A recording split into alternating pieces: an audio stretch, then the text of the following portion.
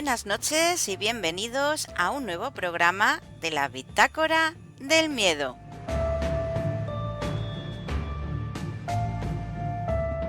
Un saludo de esta quien os habla, Ana María Márquez.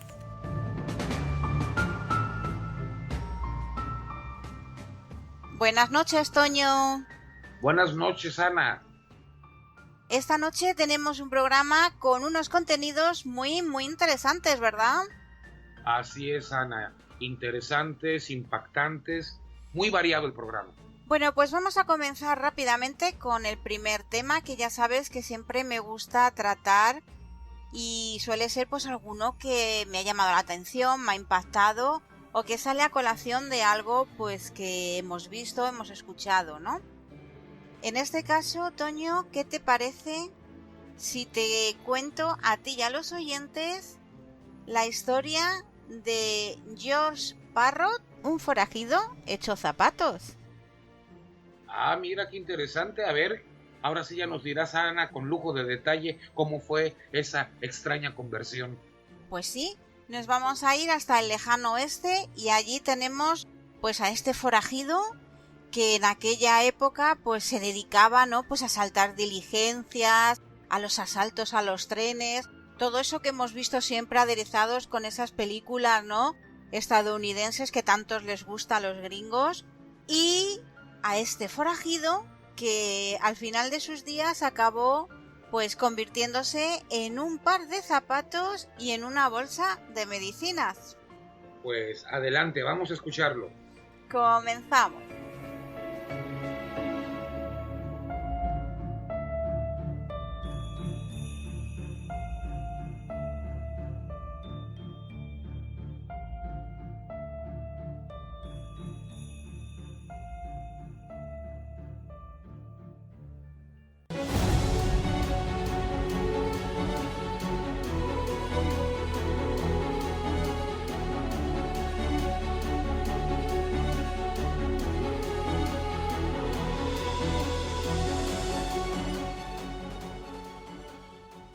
George Parrot, también llamado George Nariz Grande, entre muchos otros nombres asociados todos a su gran nariz, fue un famoso forajido del lejano oeste, buscado durante años por una gran cantidad de fechorías y crímenes, entre los que se destaca el robo de caballos, el asalto a trenes y diligencias.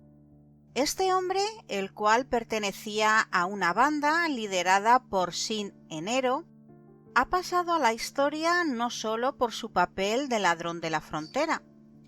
George Parrot pasaría a la historia por ser el único hombre conocido que tras ser condenado a morir en la horca se convirtió en un par de zapatos. El 16 de agosto de 1878 tenían previsto robar el tren de la Union Pacific mediante la manipulación de las pistas. El plan de la banda era destruir las vías y aguardar escondidos el descarrilamiento del tren. Sin embargo, dos miembros del servicio del ferrocarril descubrieron el manipulado sabotaje ferroviario. El capataz cabalgó por delante para detener el tren, mientras el otro intentaba reparar la pista.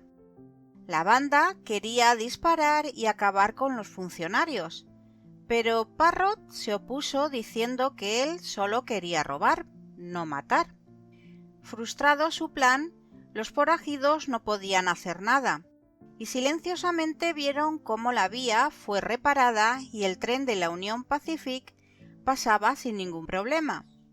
Pronto llegó el aviso y dos miembros del ferrocarril persiguieron a la banda a través del cañón de Rattlesnake, en la montaña de Elk, donde Parrot y los suyos, en una emboscada, mataron a sus perseguidores. Después de descubrir a los dos muertos, la Union Pacific Railroad intensificó sus esfuerzos en el seguimiento de los asesinos, ofreciendo una recompensa de $10,000 por su captura, ya fuese vivos o muertos. Fue entonces cuando la banda decidió separarse y dirigirse en diferentes direcciones. Nariz Larga George se dirigió a la ciudad de Montana. En ella, un día se emborrachó y comenzó a contar el intento del robo del tren y los asesinatos de los funcionarios. La noticia puso en alerta al sheriff del condado, que rápidamente lo detuvo. En el juicio, celebrado un 15 de diciembre de 1880, fue declarado culpable, ya que el resto de la banda nunca fue detenida. Parrott fue condenado a ser colgado el 2 de abril de 1881. Sin embargo, no tenía previsto ir tan fácilmente a la horca, por lo que el 22 de marzo trató de escapar. En su intento, acabó con la vida de su carcelero, Robert Rankin, fracturándole el cráneo de un solo golpe. Pero, imprevisiblemente para sus planes, apareció la señora Rankin, quien con pistola en mano obligó a Parrott a volver de nuevo a su celda. Esto no hizo más que empeorar las cosas, ya que después de ese intento de fuga y otra muerte más de otro inocente, la gente se abalanzó contra él y terminó colgándolo del árbol más alto del pueblo. Big George Nariz Larga murió por fin ahorcado. El cuerpo permaneció varias horas colgando de una cuerda. Al no ser reclamado el cadáver por ningún familiar, los médicos Maggie Thomas y John Osborne decidieron tomar posesión del cuerpo con el fin de estudiar el cerebro para determinar la razón de su comportamiento criminal. Decidieron cerrar la tapa del cráneo. Una vez examinada, no encontraron diferencia alguna con el cerebro de un hombre de bien. El doctor Osborne incluso moldeó una máscara con el rostro de la muerte de Parrott utilizando yeso. La máscara carecía de orejas, ya que Parrott las perdió en su lucha asfixiante con la soga.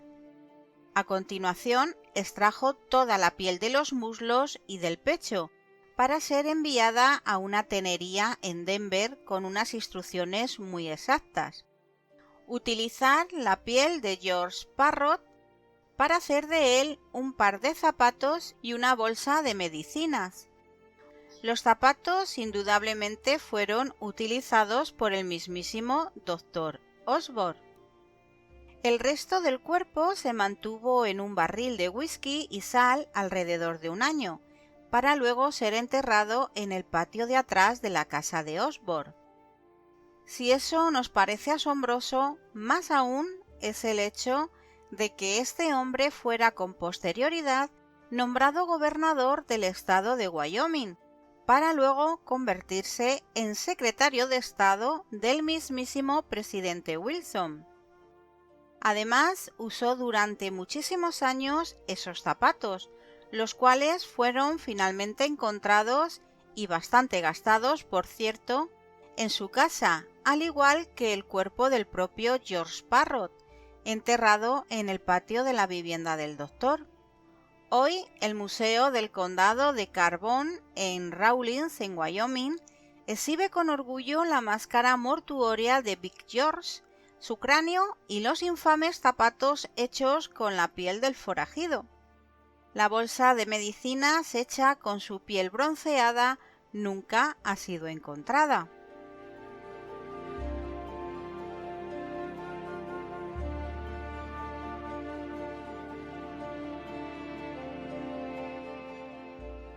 Pero hay otros asesinos que se han convertido no en zapatos, pero sí en algunos libros.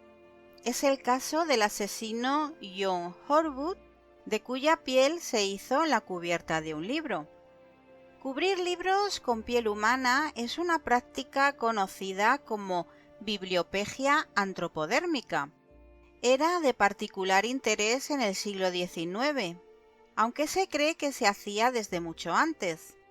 Uno de los pocos ejemplos que sobreviven en Reino Unido está hecho de la piel del primer hombre que colgaron en la prisión de Bristol, y la oficina de registros de esta ciudad tiene el ejemplar. Su cubierta embozada de color marrón oscuro fue hecha con la piel de John Horwood, quien a los 18 años fue colgado por el asesinato de Eliza Balsun. El libro contiene los detalles del crimen cometido en 1821, en el que Horwood, quien se había obsesionado con la joven Balsun, había amenazado con matarla previamente. Según el libro, Horwood cogió una piedra grande y con la más salvaje ferocidad la golpeó hasta casi dejar su cráneo en pedazos. Los gritos de la joven Balsun hicieron que sus amigos acudieran. La llevaron al hospital, pero murió por las heridas en la cabeza.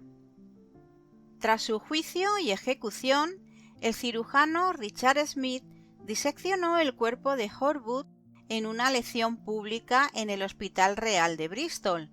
Smith decidió entonces que parte de la piel de Horwood fuera curtida para encuadernar la colección de documentos sobre su caso. La portada del libro fue embozada con una calavera y huesos cruzados, y escritas con letras doradas las palabras Cutis vera Johannis Horwood, que significa la piel verdadera de John Horwood. El libro, exhibido en el Museo Sid de Bristol, es una de las piezas más populares. Está conservado de la misma manera que cualquier otro texto encuadernado en piel y mantenido en las condiciones atmosféricas adecuadas. El esqueleto de Horwood fue descubierto décadas más tarde colgando en un armario por una familiar distante, Mary Halliwell, quien organizó el funeral para quien fue el hermano del papá de su tatarabuelo. La ceremonia tuvo lugar exactamente a la misma hora en la que Horwood murió en la horca 190 años más tarde. También se hizo un libro con la piel del asesino William Burke, del que ya hablamos en uno de nuestros programas cuando tocamos el tema de los ataúdes de hadas. Este asesino, en vez de desenterrar cadáveres para venderlos y que fueran diseccionados en la Escuela Privada de Anatomía de Edimburgo, dirigida por Robert Knox, lo que hacía era que junto con su socio William Hart empezaron a matar gente. Lograron vender 15 cuerpos antes de que los descubriera. La cubierta del pequeño libro marrón de bolsillo, que no tiene páginas pero que era usado para guardar notas personales y dinero, está estampado con la fecha de ejecución de Burke en 1829. ¿Cómo llegó esa piel a cubrir un libro de bolsillo que está a día de hoy en el Museo del Colegio Real de Cirujanos de Edimburgo? Es todo un misterio. Se sabe que hubo una disección pública y que se reportó que parte de la piel se perdió, piel que después apareció en la cubierta de este libro para su venta en Edimburgo. Tenemos también al asesino de Devon en Inglaterra, George Cudmore, a quien colgaron por envenenar a su esposa. La Biblioteca de Estudios de West Country va a exponer un libro de poemas del autor británico John Milton que está forrado con la piel de este asesino ahorcado. Este libro del siglo XIX, como digo, forrado con la piel de George Cudmore, fue hallado culpable de asesinato. Después de que fuera ejecutado, el cuerpo de Cudmore fue enviado al hospital de Devon y de Exeter, donde un trozo de su piel fue cedido a un vendedor de libros llamado W. Clifford. El vendedor de libros de Exeter utilizó la piel para forrar la edición de 1852 que contiene piezas de poesía de la obra maestra de Milton, Paradise Lost, Paraíso Perdido. El libro fue recientemente donado a la Biblioteca de Estudios de West Country y será mostrado como parte de su exposición sobre crimen y castigo. Milton, como muchos sabréis, fue un poeta, polemista y funcionario civil inglés. Él fue conocido sobre todo por el que hemos comentado, el poema épico de Paraíso Perdido. Según el escritor y biógrafo británico William Haley, describe a Milton como el más grande autor inglés. Otro asesino cuya piel decoró las cubiertas de un libro fue el de William Corder, condenado por matar a María Marten en un crimen conocido como el asesinato del Granero Rojo en Suffolk en 1827, una historia que sigue inspirando canciones y obras dramáticas. La biblioteca Wellcome tiene un texto del siglo XIV sobre la virginidad que fue reencuadernado en el siglo XIX con piel humana, por Ludovic Bullan. En el libro sobre la virginidad de esta biblioteca de Wellcome, el doctor Ludovic Bullan escribió: este curioso librito sobre la virginidad y las funciones reproductivas femeninas merece un encuadernado apropiado para el tema, con una porción de la piel de una mujer curtida con sumac. En la librería del Observatorio de Giuseppi, en Francia, se encuentra resguardada una peculiar copia del libro Terre du Ciel, Tierras del Cielo, del escritor Camille Flammarion, la cual se encuentra encuadernada con la piel de la amada del autor, quien presuntamente murió de tuberculosis. Ella habría entregado su piel como último regalo a su amado para que éste jamás la olvidase. Según las historias, el autor francés solía elogiar los hombros de su amada, por lo que su última voluntad fue trascender como parte de uno de los libros escritos por su amado. Por último, localizados en el Museo Mutter de Filadelfia, se encuentran al menos 3 libros encuadernados con la piel de una misma mujer, la de Mary Lynch. La pobre Mary habría muerto de triquinosis en un nosocomio donde trabajaba un médico con aficiones bastante perturbadoras. Por eso encurtió la piel de la mujer en jugo de lima para encuadernar los libros Les Nouvelles Découvertes, surtout les parties principales de l'homme et de la femme, traducido como Nuevos descubrimientos sobre todas las partes principales del hombre y la mujer, así como el de Recueil de secrets de Louise Bourgeois, traducido como Colección de secretos de Louise Bourgeois.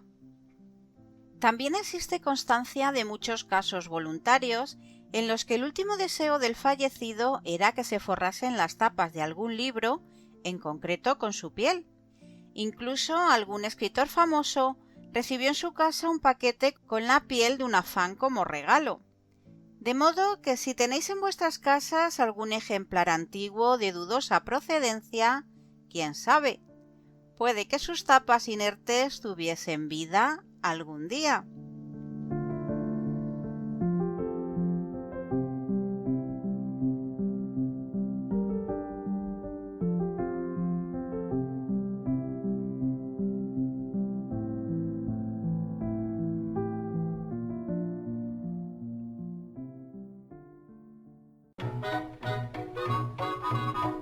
Al otro lado de la realidad, en la bitácora del miedo, desde Radio Bitácora.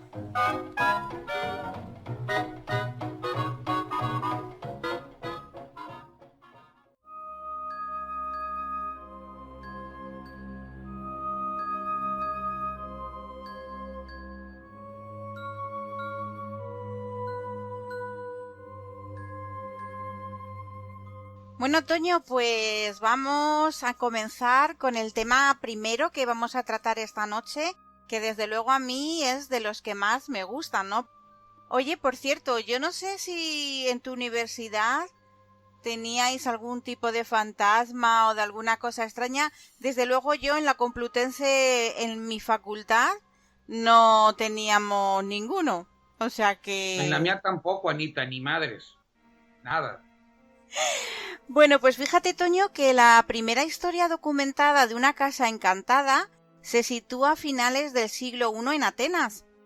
Un filósofo de la antigua Roma llamado Atenodoro Cananita alquiló una vivienda de la que sus anteriores inquilinos salieron corriendo por una presencia que les atemorizaba.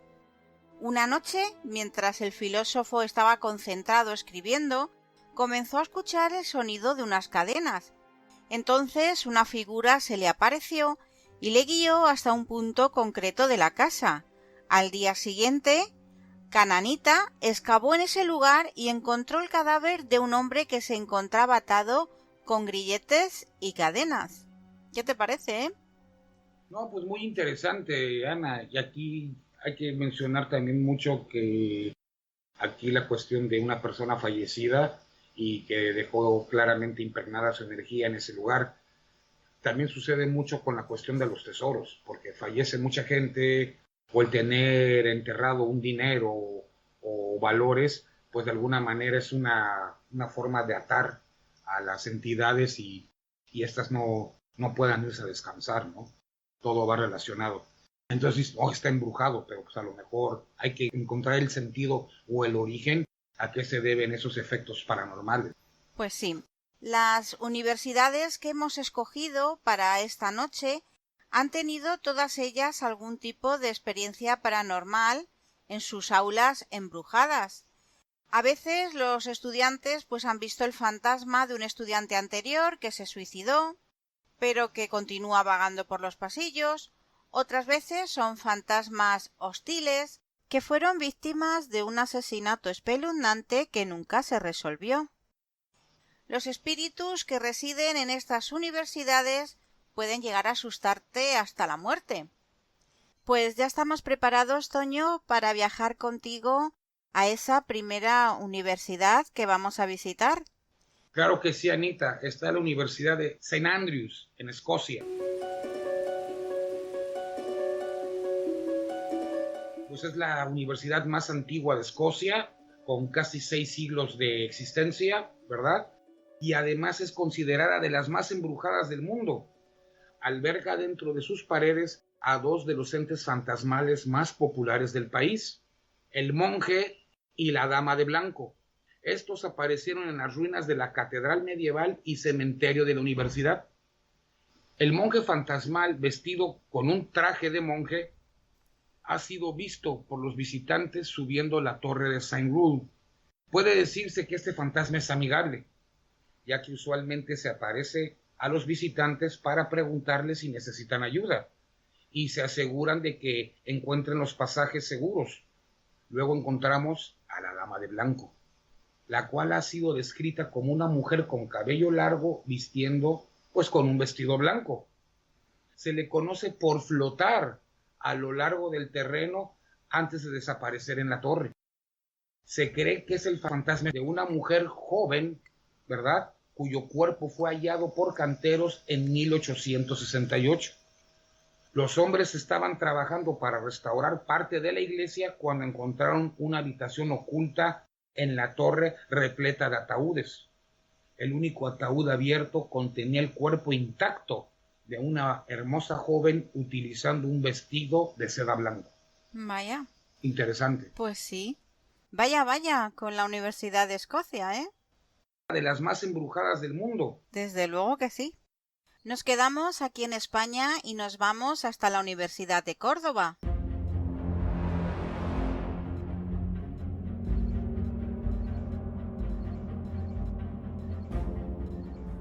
El propio pasado del edificio, con una antigüedad también de 5 siglos, también es bastante antigua. Anteriormente, fíjate, fue convento, fue sanatorio antituberculoso, fue hospital materno y hospicio, o sea que... No podía faltar hospicio. Claro, todo eso, imagínate las energías que ha ido dejando, ¿no? Normal que sucedan pues tantos fenómenos paranormales. Uno de estos fenómenos que más siguen inquietando en la actualidad es el que tiene lugar en la Facultad de Derecho de esta Universidad de Córdoba. Se trata de una figura que pasea por sus largos corredores, una mujer de cabello largo con un camisón blanco de hospital.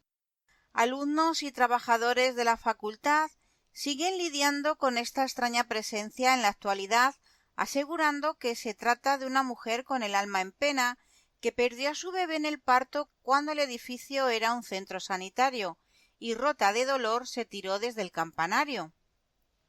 Cuando el edificio se transformó en una facultad, se encontraron algunos cadáveres y pequeños huesos que podrían pertenecer a bebés y niños. Otros testigos aseguran que han sentido como una mano les pasaba por encima o han visto volar objetos por las clases como papeleras. Pero también tenemos en esta misma universidad otra facultad embrujada, es la de Filosofía y Letras. Hace unos años una limpiadora de esta facultad conversaba con un profesor, una situación cotidiana como cualquier otra, salvo por un pequeño detalle. Esa limpiadora se enteraría ese mismo día de que el profesor llevaba varios días muerto. Parece ser que había estado de cháchara con un fantasma. Este centro, situado en el antiguo hospital del Cardenal Salazar, conocido como Hospital de Agudos, encierra numerosas historias en este sentido. No sería hasta 1971 cuando pasó a ser colegio universitario, dependiendo de la Universidad de Sevilla, y más tarde se integraría en la recién creada Universidad de Córdoba. Dentro de sus muros siempre ha habido la existencia de estas almas en pena que vagan por los pasillos, así como de espectros de otras épocas o apariciones fantasmales que dejaron sus vidas siendo víctimas de las epidemias que asolaron la ciudad en siglos pasados. Existen muchos testimonios de guardias de seguridad nocturnos que veían extraños niños o personas vestidas con una especie de batines como si fuesen pacientes. También han sido partícipes y testigos de extraños sucesos en el interior, que van desde sentir que te llaman o cómo detrás de ti había alguien. También se dan anomalías eléctricas, las luces no dejan de encenderse y apagarse cuando salen y entran en las aulas. Otros han visto una sombra pasearse por la planta de arriba o a un niño con vestido de otra época. Incluso han llegado a ver a una persona que tosía en la planta alta con muy mal aspecto, parecía un enfermo de un hospital, y este lugar, pues como he comentado, hace años que no lo es, ¿no? El personal de limpieza también ha tenido desagradables encuentros con lo paranormal.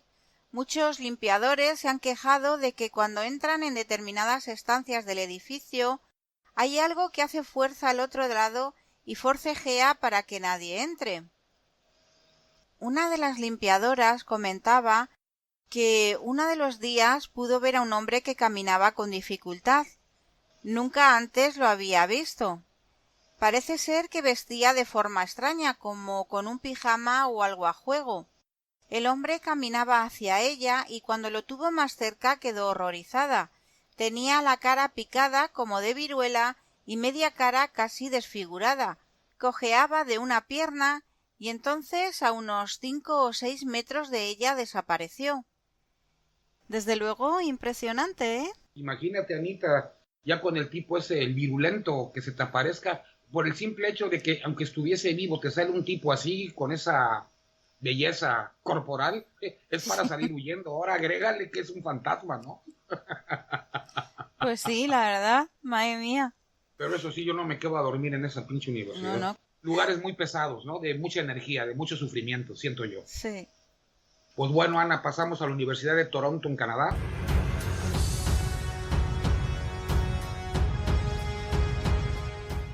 Además de que es una universidad ampliamente conocida por su sólida reputación académica, también es otra de las universidades más embrujadas, o sea que les gusta el estudio a los fantasmas. Al menos según su publicación estudiantil de la revista U of T, Universidad de Toronto. La Mansión Christie, un edificio en el campus de la universidad, fue aparentemente el lugar de una ilícita aventura amorosa y una muerte prematura alrededor del año de 1870. El dueño de la mansión, Robert Christie, era un hombre rico, hombre de negocios, que mantenía a su amante escondida en una cámara secreta de su biblioteca, la infame habitación 29. Después de mucha desesperación, la amante de Christie se colgó de las vigas con sus sábanas. El tema de muchos libros, incluyendo el mapa fantasma de la ciudad canadiense de John Robert Colombo titulado Haunted Toronto o Toronto Embrujado, el destino de la pobre cautiva sigue inspirando historias de encantamientos y puertas misteriosamente cerradas. Vaya.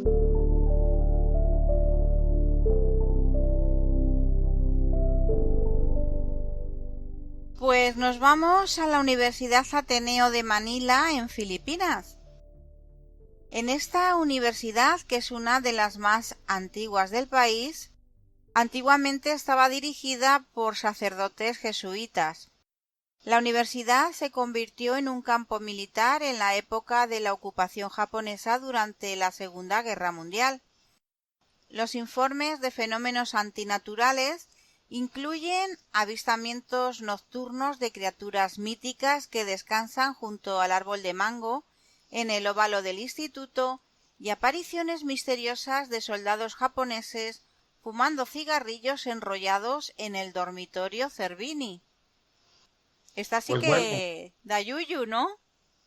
pues imagínate soldados ahí fallecidos, ¿no? En los bombardeos, en esa cruenta guerra, ¿no? Filipinas fue una guerra muy cruenta, Ana, y también hubo mucho sufrimiento, terrible. Claro, y si fue un campo militar, pues imagínate. Imagínate.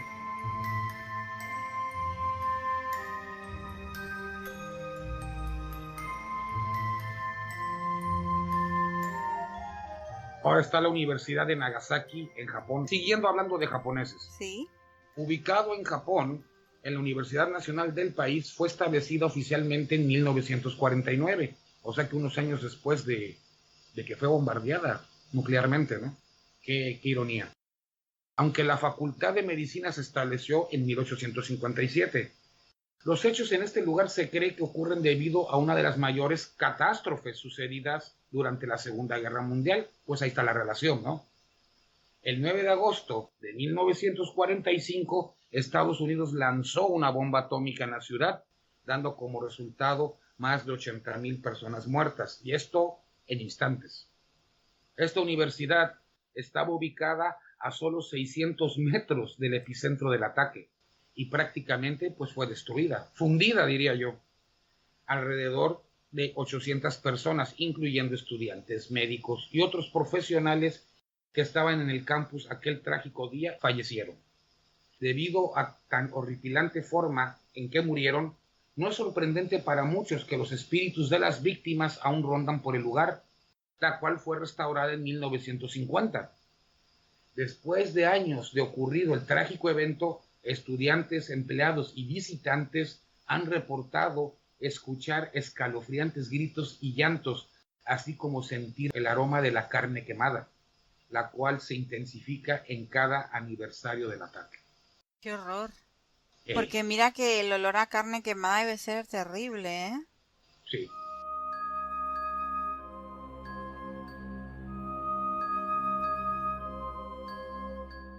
Bueno, pues ahora nos vamos a ir hasta la India, a la Universidad Tecnológica Gujarat. Ubicada en Ahmedabad, fue establecida en el 2007 y ya posee terroríficas historias que contar. En el verano del 2013, la plana administrativa, así como miembros del equipo de seguridad, comenzaron a escuchar lo que parecía ser el llanto de una mujer. Pero cuando fueron a investigar la fuente del ruido, no encontraron a nadie. Con el tiempo, el ente se volvió más activo y molesto. Los trabajadores afirman que las puertas se abren y cierran de manera violenta por sí solas y que pueden oír las carpetas moverse y ser arrojadas, pero cuando van a verificar, nada está fuera de lugar. Los sucesos paranormales eran tan seguidos y terroríficos que los empleados comenzaron a ausentarse debido a los nervios y el miedo excesivo que sentían. Un guardia de seguridad reportó haber sentido una espeluznante presencia fantasmal mientras estaba dentro del ascensor y, de acuerdo a sus informes, nunca más volvió a ser el mismo. Nadie sabe qué atrajo a dicho ente paranormal a la universidad, pero los superiores que intentaron ocultar los hechos aún siguen en contacto con sacerdotes para deshacerse del invitado no deseado, pero hasta ahora no lo han logrado. Así que ahí sigue en esta Universidad de la India. Imagínate.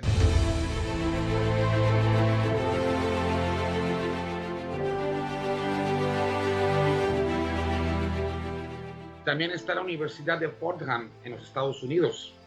Es una universidad privada perteneciente a la Compañía de Jesús, o sea, los jesuitas, y ubicada en Nueva York. Como que estos jesuitas tienen en torno muchos dilemas, ¿verdad? Sí. Esto es muy raro.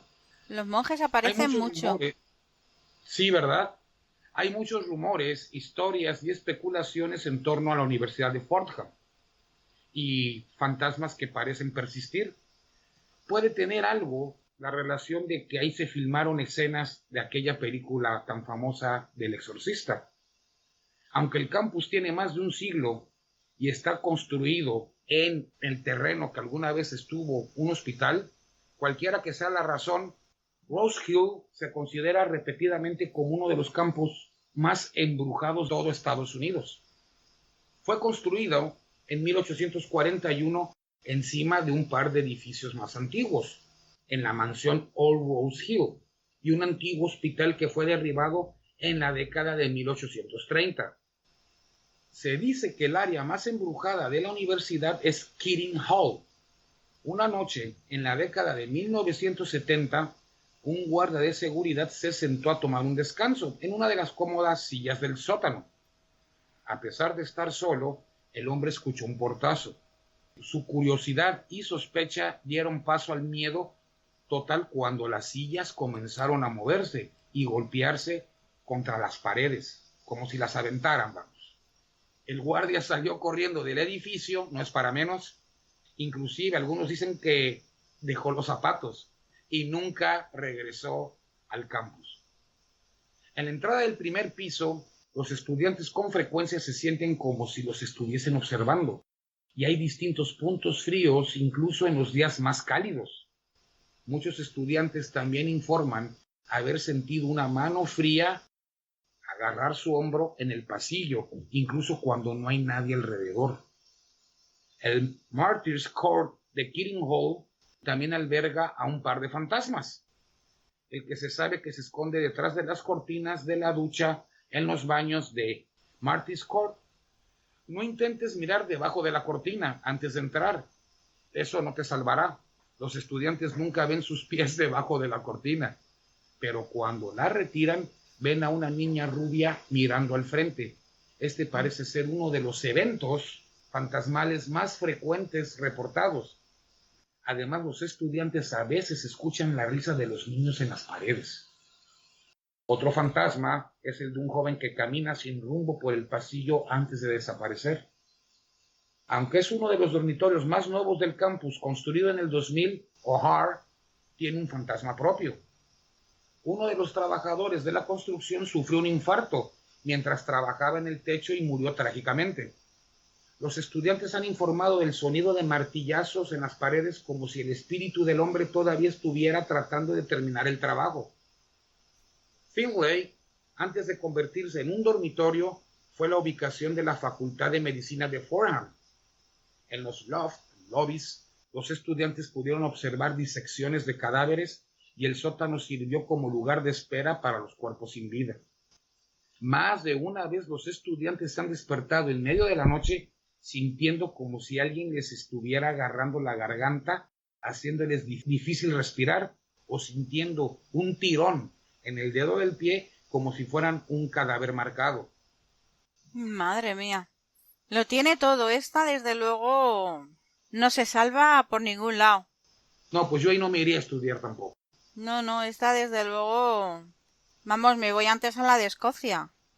Porque es que esta... Vayas hasta donde vayas, a los baños, las aulas, el... Vamos, no. No, horror, para salir corriendo. Sí.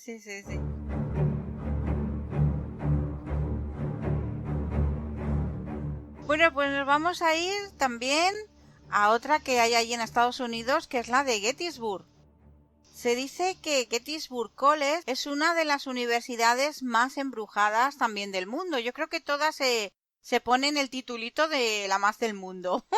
Porque Yo creo que sí, hay pero muchas. pues hay muchas. Recuerdan a que generalmente los espíritus son territoriales. Entonces yo creo que es gente que vivió o estuvo ahí o ahí falleció, pero muchísimo tiempo antes de que la universidad fuese inclusive construida, ¿no? Creo yo. Pues sí, Este tipo de entes son territoriales, no tanto por la construcción, pero sí por el territorio, ¿no? O el espacio, pues sí. pienso yo.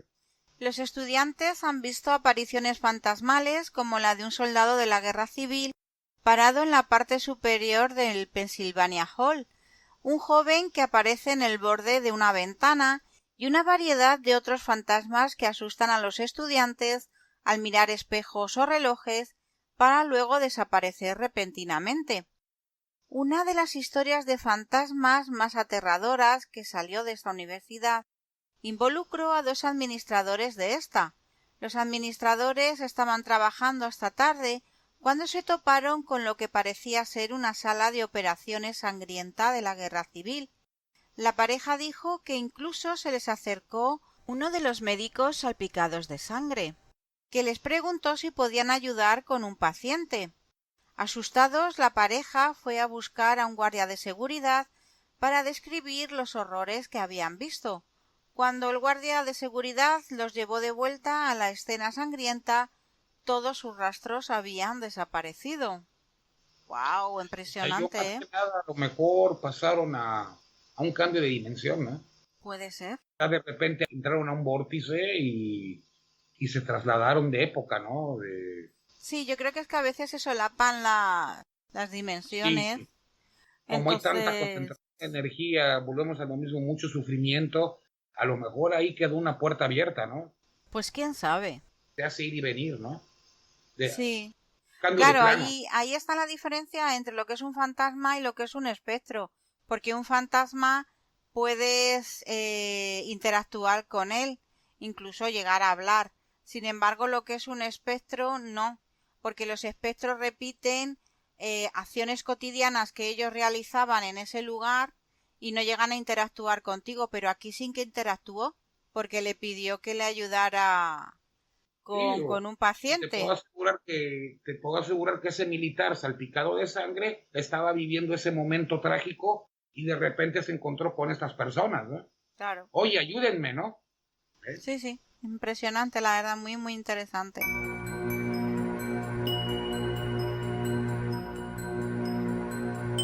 La Universidad del Estado de California, Channel Island, en los Estados Unidos. Hay muchas, ¿eh? En Estados Unidos, me estoy dando cuenta. Así es, enigmático. Pero bueno, California era Nueva España, era México. Claro, El también campo, porque creo que cogen, perdón, creo que cogen edificios muy marcados, así con es, un antiguos, yo pasado, creo, sí, o lugares donde te digo, Diana, los fantasmas son muy territoriales, eso tú lo sabes. En el momento donde se escenificó la tragedia, el evento, lo que tú quieras, o el enterramiento, ¿no? Ahí se quedaron. Y después llegaron, compraron, fraccionaron, construyeron y en teoría siguen en la construcción.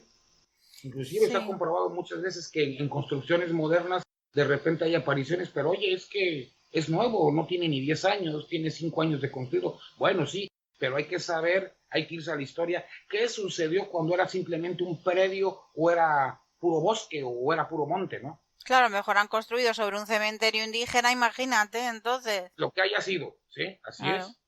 Bueno, el campus de la Universidad Estatal de California, el California State Channel Island, está ubicado en los límites de Camarillo, nombre latino, por cierto. Antes de la apertura de esta universidad, el campus se construyó para albergar el Camarillo State Mental Hospital, un manicomio, ¿no? El Instituto Mental abrió el 12 de octubre de 1936, aunque comenzó con solo 410 pacientes ese año. Creció a más de 7,000 en 1957. Fue considerado el hospital psiquiátrico más grande al oeste del Mississippi. Se rumoreaba que a los pacientes se les había sometido a terapia de electroshock, así como otros abusos, Ana, como la inmersión en tinas de agua caliente, seguida de ser envueltos en toallas heladas. También se suponía que habían ocurrido lobotomías, junto con otros abusos desenfrenados de pacientes e incluso muertes por negligencia. Tras recibir muchas críticas por sus prácticas y ser investigado, el 30 de junio de 1997, con más de 60 años después de la primera apertura, el hospital cerró sus puertas. Solo 5 años después, el sitio se convirtió en el Campus 23 en el sistema de la Universidad Estatal de California, como el California State University Channel Island. Las primeras clases se ofrecieron en el otoño del 2002. Pero esas cicatrices de los más de 60 años como manicomio pasaron factura. Se ha escuchado reír a niños fantasmales. Se ha dicho que los elementos desaparecen en un lugar solo para reaparecer en otras habitaciones. Se ha producido una actividad similar al poltergeist, como hacer que se arrojen misteriosamente objetos a las personas. Las puertas se han cerrado de golpe, a veces sobre personas, y también se han abierto misteriosamente. Y los residentes han informado que huelen olores que solo podrían ser los de un hospital. Además de los niños fantasmas riendo, también se han escuchado los sonidos de arañazos en las paredes de algunos de los edificios. Se han visto numerosos fantasmas, particularmente alrededor o en el campanario. Ahí está el fantasma de un hombre que aparece en la butaca de uno de los baños de mujeres. Puedes ver sus piernas, solo para desaparecer cuando abres la puerta. Una mujer alrededor del campanario pregunta cómo llegar a la capilla antes de desaparecer. En algunos de los edificios abandonados, los estudiantes informaron haber encontrado a una mujer con una bata de hospital que les grita en silencio antes de desaparecer. Un conserje fantasmal acecha la escuela. La parada de autobús cerca del campanario también está embrujada por un fantasma. Y con todos estos fantasmas hasta ahora, no sorprende que haya una mujer vestida de blanco, en la que se supone que es una enfermera que deambula por el campanario. Quizá el más famoso de los fantasmas es posiblemente el músico de jazz Charlie Bird Parker, que se quedó como residente del hospital mental durante 6 meses en 1946-47. Charlie Parker podría estar de regreso, deambulando por los pasillos del campus, porque se dice que la gente todavía escucha sonar los inquietantes sonidos de su saxofón a altas horas de la noche en el campus de la escuela. Pues impresionante también, y vemos que comparte bastante fenomenología que tienen las anteriores, ¿verdad? Tampoco ahí voy a estudiar, aunque me regalen No, la no, beca. no.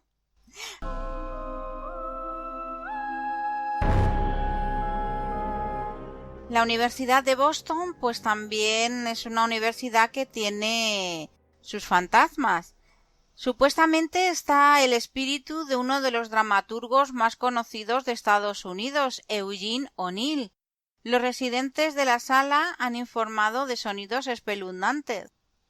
También está el Sonny College de Cortland, Nueva York.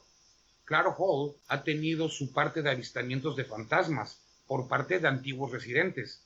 Se sabe que una habitación, en particular la número 716, habita el fantasma de un exjugador de fútbol que todavía usa su uniforme universitario.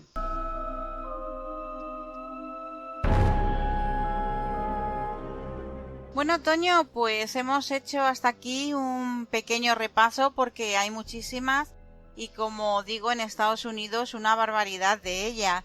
Yo creo que cada universidad, bueno, de todas las que tiene cada estado, pues si no todas, casi todas tienen su mítico fantasma.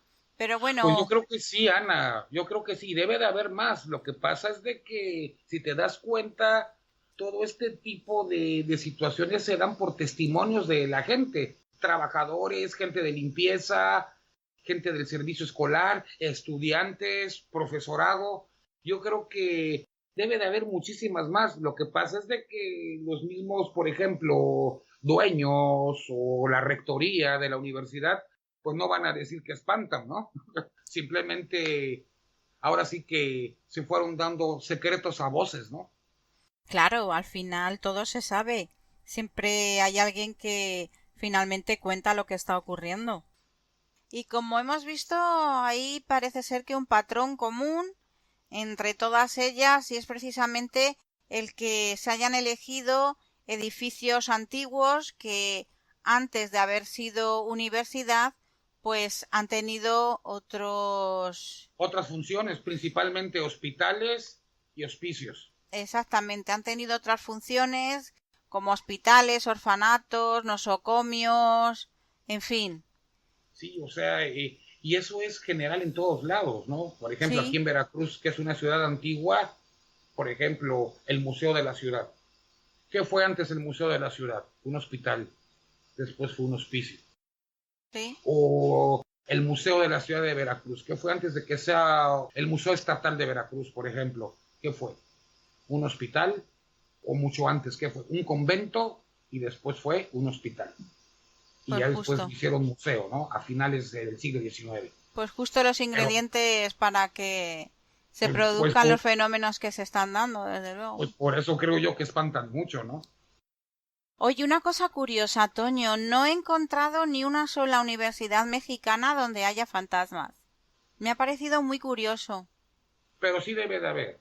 Seguramente, pero no he encontrado ni nada al respecto. Y fíjate que lo he intentado buscar y no hay ninguna referencia. En cuanto a otros edificios, sí, como sabemos y ya hemos comentado, apariciones en carreteras, en museos, en muchísimos lugares, cementerios, pero universidades no he encontrado ninguna. Me ha llamado la atención.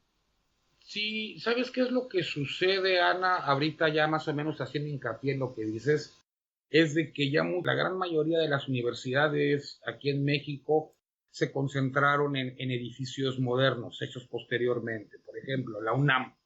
La primera sede de la UNAM es lo que antiguamente era la Facultad de Medicina, allí en Ciudad de México, en pleno centro histórico, ¿verdad? Y que anteriormente era la sede de la Inquisición en México.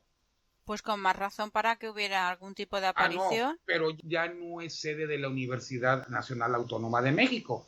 La sede de la Universidad Nacional Autónoma de México está en Ciudad Universitaria, al sur de la ciudad, y que fue terminada de construirse en 1950. Y entonces el edificio que antiguamente fue Inquisición, ¿de qué es ahora? Actualmente es el Museo del Virreinato, es un museo. Y según yo tengo extendido, espantan, pues yo no diría muchísimo, voy a aplicar esta mala palabra de México, un chingo, espantan mucho. Sí, sí, ¿no? Pues es que es lógico. Por eso te lo he dicho. Por ejemplo, Yucatán, el edificio antiguo de la Universidad Autónoma de Yucatán es la que está ahí en la Avenida 60, por el centro. Pero ahorita ya es el edificio de rectoría, trabajarán alrededor de 80, 90 personas en ese edificio, aunque ya el campus verdadero de la Universidad Autónoma de Yucatán está ya rumbo a la salida hacia la carretera a Cancún, por ejemplo. Y es un edificio que tendrá no menos de 40 o 45 años. A lo mejor si hubiese seguido siendo la sede de la universidad con alumnado, todo, como era antiguamente ahí en el centro de la ciudad, te puedo asegurar que han de espantar muchísimo. Te puedo asegurar que al rector, que ahí sí está la rectoría, al rector de la Universidad Autónoma de Yucatán, le han hasta de jalar los pies mientras está trabajando, pero no lo van a decir, ¿no? Claro, evidentemente.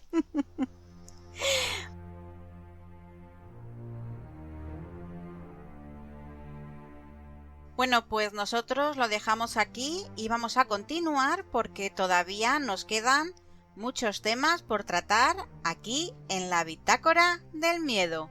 Así es, Anita.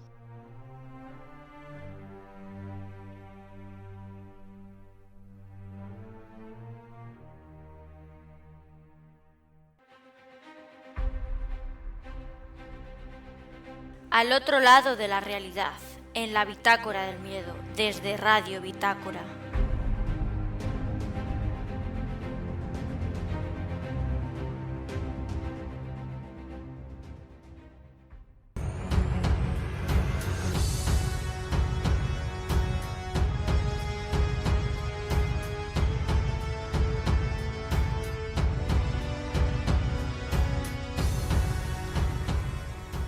Bueno, el tema que vamos a tocar ahora es un tema que yo tenía pendiente desde hace varios años, porque es un tema que cuando lo conocí, pues me hizo implicarme bastante y llegar pues a investigar y a buscar información acerca de él y sus trabajos.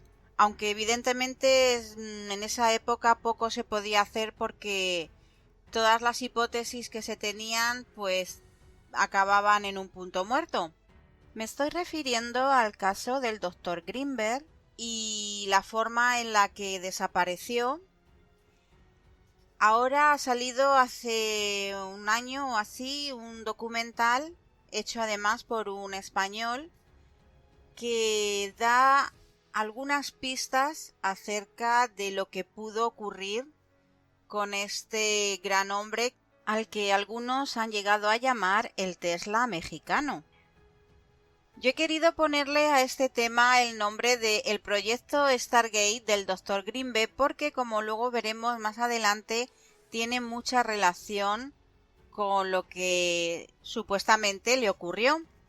El extraño caso del Dr. Greenberg y su misteriosa desaparición resurge porque en enero de 2017, durante la desclasificación de una cantidad ingente de archivos por parte de la CIA, entre la década de los años 40 y los 90, sobre precisamente el fenómeno OVNI, iban también archivos sobre varios experimentos psíquicos, como uno de telepatía humana o bien de proyectos de control mental durante interrogatorios a prisioneros.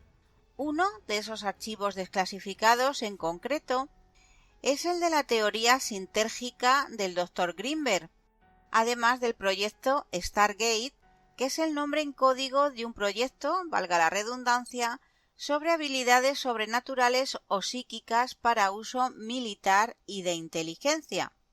Teniendo en cuenta que el campo objeto de investigación y estudio del Dr. Greenberg era el control de la mente humana, la percepción extrasensorial y la telequinesis, la teoría de que quizá fue retenido en contra de su voluntad para participar en ciertos proyectos secretos del gobierno cobra fuerza a día de hoy. Esta noche iremos desgranando paso a paso su vida, obra y los últimos datos que se obtuvieron sobre su desaparición gracias a la pericia del investigador del caso, el comandante Clemente Padilla, al que le valió perder su puesto de trabajo al haberse acercado demasiado a la incómoda verdad que pone en jaque a una de las mayores potencias del mundo. Me estoy refiriendo a los Estados Unidos. Toño, ¿qué nos puedes decir para todos aquellos amigos que no conozcan la figura del Dr. Greenberg? ¿De quién fue este gran hombre al que muchos han llegado incluso, como he comentado al inicio, a llamar el Tesla mexicano? Pues mira, Ana, Jacobo Greenberg Silverbaum, judío mexicano, pues es uno de los más lucidos e intrépidos científicos mexicanos y que desapareció misteriosamente a mediados de los años 90, 1994, para ser exacto.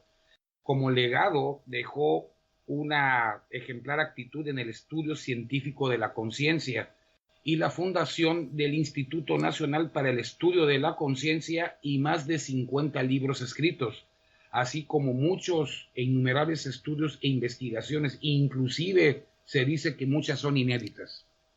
Greenberg pues egresó de la Facultad de Ciencias de la UNAM, donde cursó psicología y obtuvo, entre otros estudios, posgrado, un doctorado en el New York Medical College. Se dice que a los 12 años Greenberg decidió estudiar la mente humana a raíz de que su madre sufriera un devastador cáncer, a raíz del cual ella falleció. A partir de entonces comenzaría una destacada trayectoria que lo llevaría a navegar por las entrañas de la mente y del vehículo que empleamos para construir la realidad, la conciencia. Una de las etapas más populares de la carrera profesional de Greenberg fue el trabajo realizado junto con la legendaria curandera mexicana Pachita, muy famosa en los años 80, Sí. con quien trabajó desde una perspectiva científica en evaluación metodológica de las manifestaciones de conciencia en el ser humano. A partir de su trabajo con Pachita, que culminó en 1988, Greenberg desdoblaría su experiencia con la curandera mexicana para construir una de sus teorías más representativas, la teoría sintérgica, donde la sintergia surge de las palabras síntesis y energía. Es todo lo que sentimos, vemos, oímos, todas nuestras emociones, sensaciones corporales, pensamientos, imágenes, son experiencias, y la conciencia es la experiencia del darse cuenta.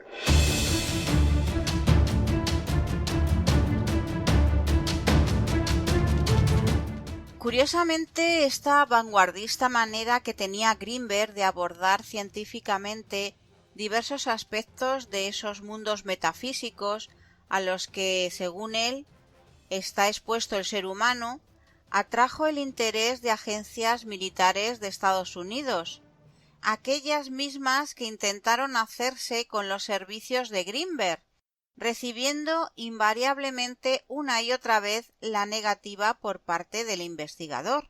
Nunca quiso trabajar con ellos.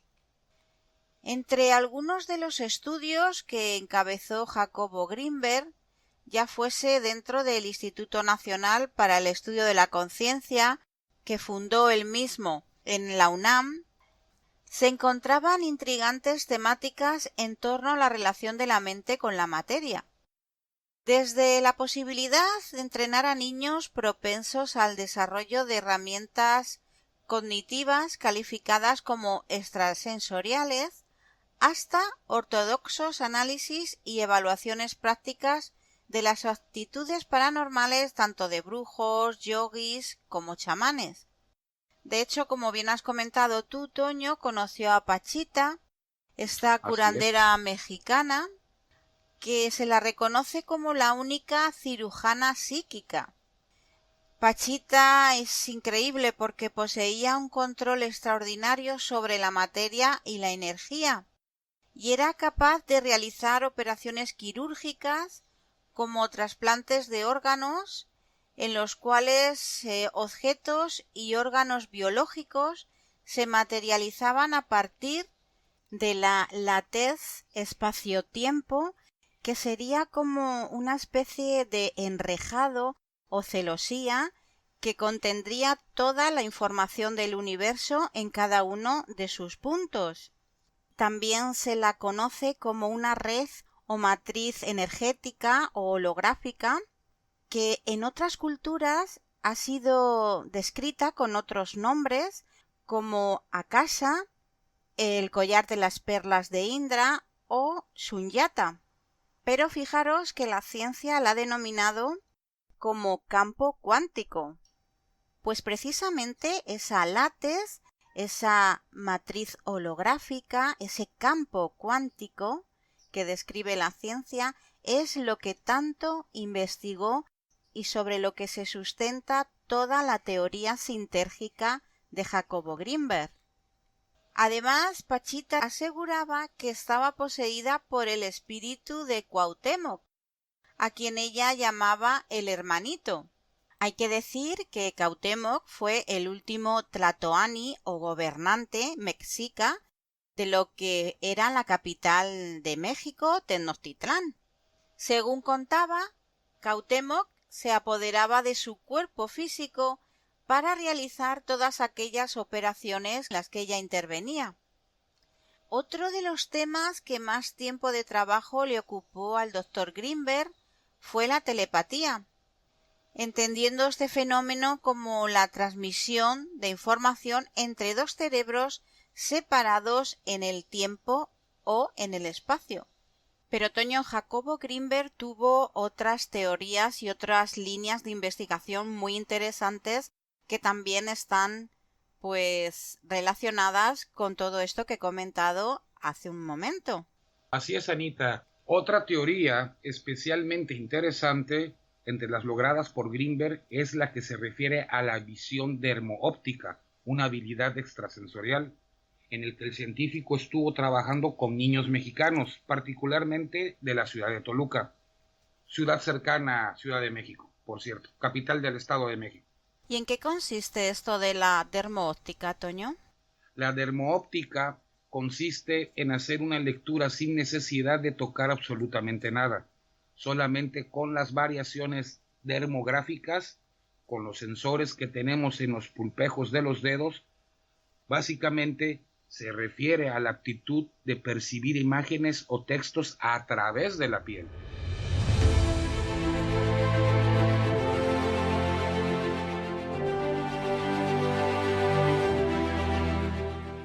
Una vez hecho pues este repaso, ¿no?, por su vida y obra, así a grosso modo, porque evidentemente, como bien has comentado, Toño, escribió más de 50 libros, sus investigaciones abarcaban unos campos inmensos y evidentemente pues son complejas, ¿no?, de explicar.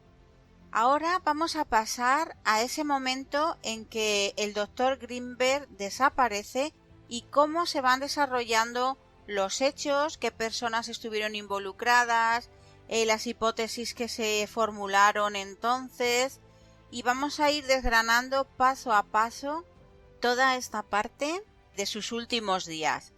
Como has dicho tú muy bien al principio, el doctor Greenberg desapareció el 8 de diciembre de 1994 misteriosamente. Contrario a sus costumbres, el investigador no acudió a citas que tenía con sus alumnos e incluso 2 días antes de emprender un inesperado viaje a Nepal, que además tenía programado pues para el 14 de ese mes, tampoco lo realizó. Incluso no llegó a su propia fiesta de cumpleaños. Su esposa, Teresa, lo excusó informando que había tenido que asistir inesperadamente a una reunión en Campeche, algo que extrañó tanto a sus familiares como a sus invitados, ya que no era algo muy normal en él. Las sospechas comenzaron cuando su mujer llamó a una de sus alumnas para encargarle el laboratorio, precisamente otra cosa que era un tipo de tareas que el doctor Greenberg jamás delegaría en nadie. Cuando Greenberg no regresó del Tíbet en la fecha planeada, aquellos que lo esperaban asumieron que habría extendido su estancia. Sin embargo, cuando el retraso pasó de semanas a meses, personas cercanas al investigador comenzaron a preocuparse. Se hicieron llamadas a Nepal, a la embajada de la India e incluso a una tía suya que vivía en Israel y a quien posiblemente pasaría a visitar en su camino hacia Nepal. Las pesquisas fueron inútiles. No existía siquiera registro de que Greenberg o su esposa hubiesen dejado México. En mayo de 1995, la familia y amigos, tras alertar a la policía e incluso contratar a investigadores privados, parecieron confirmar que la misteriosa desaparición de Greenberg era ya un hecho.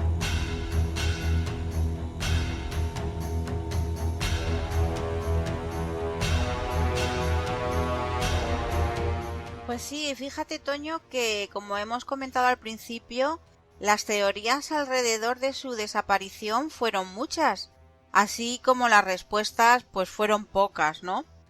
A continuación mencionaremos algunas de estas teorías que además abordó el cineasta catalán Ida Cuéllar, que como he comentado al principio fue el que rodó este documental y quien pasó 10 años investigando esas muchas vidas, ¿no?, que tenía el prestigioso doctor. Las refleja en el documental llamado El secreto del doctor Greenberg, que es del 2020. La primera hipótesis con la que trabajó el comandante Clemente Padilla, que era el encargado del caso Greenberg, era que se trataba de un homicidio por parte de su esposa María Teresa. No solo es porque ella fue la última persona que lo vio, sino que se tiene registro de que incurrió en varias explicaciones y mentiras para encubrir la ausencia de su marido a lo largo de diciembre.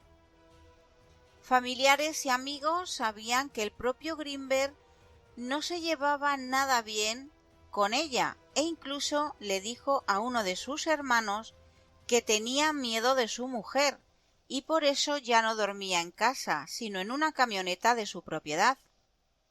El 13 de diciembre, María Teresa, la esposa del doctor Greenberg, llamó al laboratorio de este y le dijo a su ayudante que su marido ya no iba a regresar, que tenían planeado irse a Campeche y desde allí se iban a la India. Nunca usó billete alguno para la India o Nepal, pero es más, no hay documentos de migración donde conste la salida de Greenberg de México ni la entrada a Nepal. El 24 de enero, es decir, un mes después de la desaparición de Greenberg, estamos ya en 1995, su mujer, María Teresa, apareció en su casa de Morelos acompañada de una mujer rubia y extranjera. Esta mujer rubia, quédense con ello porque más tarde veremos quién supuestamente es. Parece ser que estas dos mujeres, tras recoger utensilios de cocina, ropa y a su perro, se marcharon. Durante los 5 meses siguientes nadie supo el paradero de Teresa y no sería hasta mayo de 1995 que apareció en casa de una tía que vivía en Rosarito, Baja California. Ahí pasaría 2 semanas, pero para cuando la policía quiso llegar, ésta ya había desaparecido.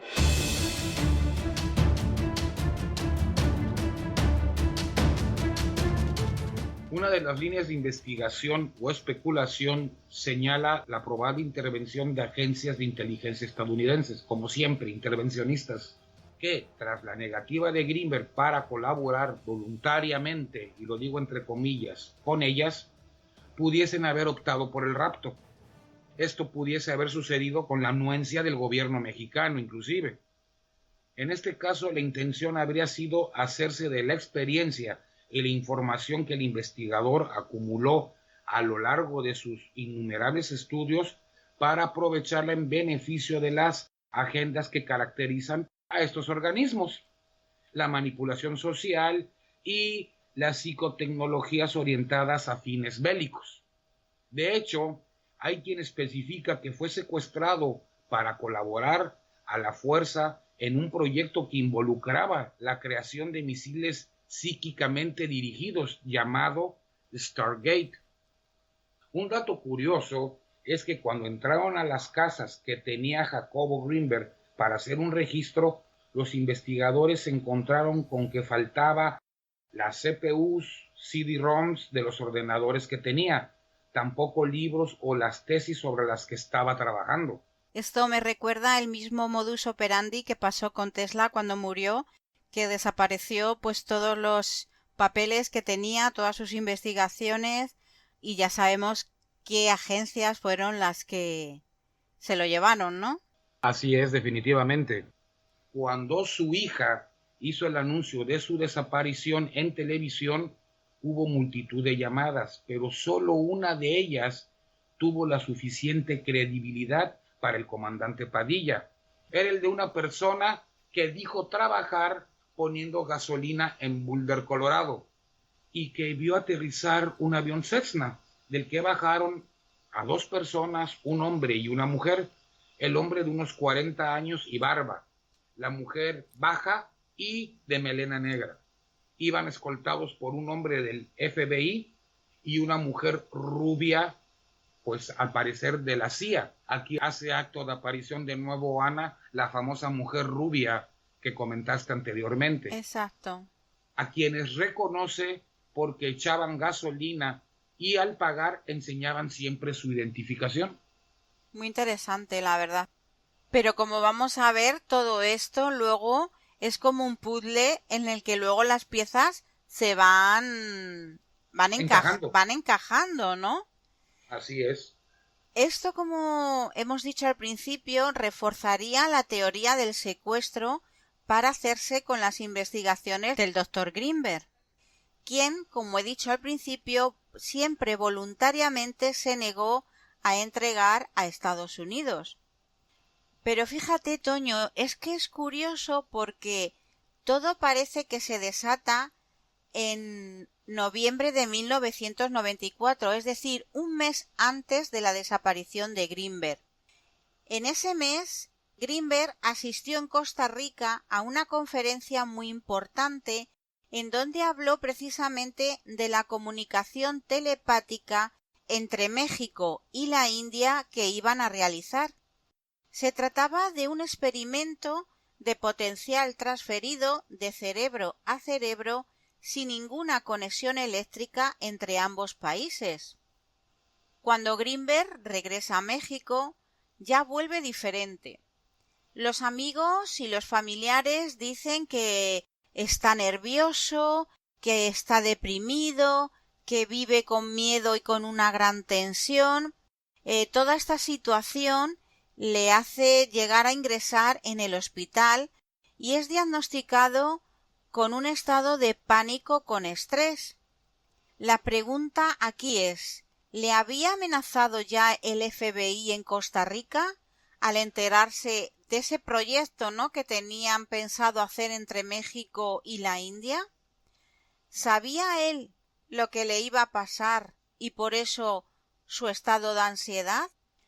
Lo extraño es que días antes de desaparecer le preguntó a uno de sus hermanos que si algo le pasaba, si podía contar con él. Además, le dijo que temía por su vida. Lo cierto es que las investigaciones del Dr. Greenberg, yo he podido hacerme con algunos de sus libros y con alguna de sus investigaciones que hay evidentemente por internet. Tendrían unas aplicaciones militares en las que miles de soldados se podrían conectar cerebralmente como uno solo, ¿no? Y hoy día ese potencial lo querría cualquier país, ¿verdad? Hacerse con Pues esa sí, investigación. imagínate utilizar el método de organización y de control que utilizan, por ejemplo, varios insectos, principalmente las abejas, ¿no? Sí, exactamente, la mente de colmena. Sí, la famosa formación de colmena, comunicación tipo colmena, ¿no? Claro, sí, sí, sí, es increíble, ¿no? Apasionante, ¿sí? Es Sí, sí, sí. apasionante porque qué casualidad que cuando ya estaba todo listo para hacer este proyecto entre México y la India, ya tenía los permisos, ya se habían hablado, la doctora de la India había hablado con Greenberg y ya tenían todo listo. ¡Pum! Greenberg desaparece.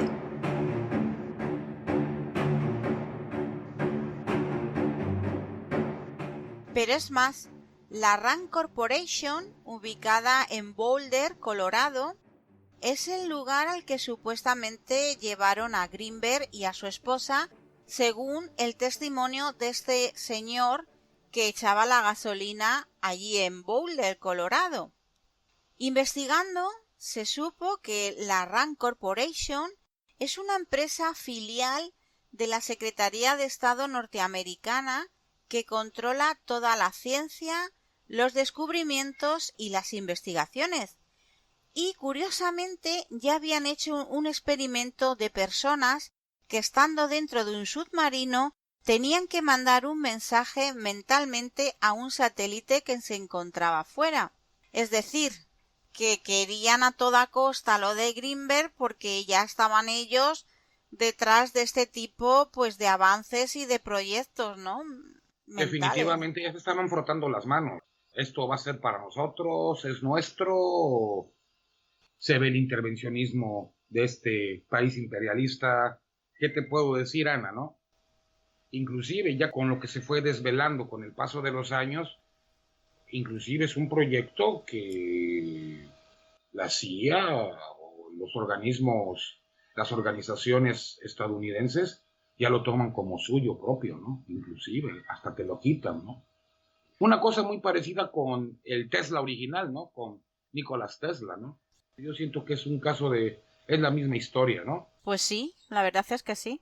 Ahora, otro dato, Ana, y que conecta al doctor Greenberg con la ciudad de Boulder y que absolutamente nadie sabía, es que trabajaba en la universidad de ahí dando conferencias.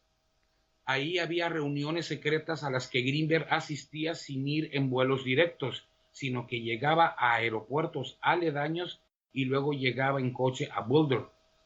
Un periodista sacó por entonces un artículo en el que señalaba a la CIA como un elemento de control a los profesores de élite de ciertas universidades, escondida a través de los famosos organismos ONGs públicos, financiaban a los científicos y luego les cobraba el favor, obligándoles a trabajar en proyectos secretos del gobierno. Pues ya sabes que aquí todo te lo cobran, ¿no? Lamentablemente es lo que tienen que hacer muchos investigadores, el vender su alma al diablo para poder tener fondos para sus investigaciones. Es una triste realidad. Así es, definitivamente. Otra técnica de la CIA es la de utilizar agentes encubiertos para que entren en los círculos más cercanos a su objetivo y lo vayan debilitando. Se especula que su esposa María Teresa era un agente de la CIA, ya que se descubrió que su nombre no era el real. El título inclusive universitario que alegaba tener no era tal, ya que solo pagó un semestre al que no acudió en la Universidad John Kennedy y regresó a México titulada. No sería la primera vez que la mujer de un científico importante es de la CIA para hacerse con sus investigaciones. O sea que no solo México y España se compran títulos universitarios. Sí, ¿sabes? ya estoy viendo yo que que es un trapicheo que hay a nivel mundial, vamos. Pues sí.